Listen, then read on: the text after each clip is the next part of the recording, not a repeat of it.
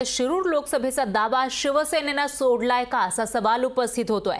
शिरूरमधून लोकसभा लढण्यावर आढळराव पाटील हे बॅकफूटवर गेलेत का असा सवाल आहे, कारण शिरूरची जागा राष्ट्रवादी भाजपला देण्यास हरकत नाही असं ते म्हणाले आहेत। आतापर्यंत शिरूर लोकसभा लढण्यावर ठाम असणारे आढळराव पाटील यांनी माघार घेतली आहे का असा सवाल उपस्थित होतोय। शिरूर लोकसभेचा दावा शिवसेनेनं सोडलेला आहे का अशी चर्चा सुरू झाली आहे। तर म्हाडाचे अध्यक्षपद मिळताच शिवाजीराव आढळराव पाटील यांनी शिरूर लोकसभा वरून ते बॅकफूटवर गेल्याचं दिसून येत आहे।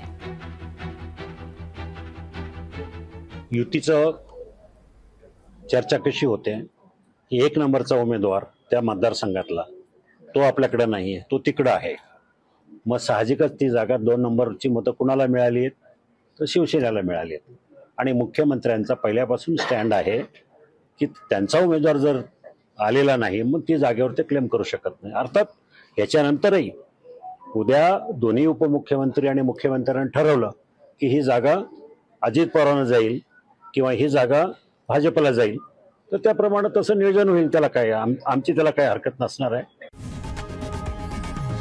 लोकशाही मराठी ऐका, पहा, जागरूक रहा।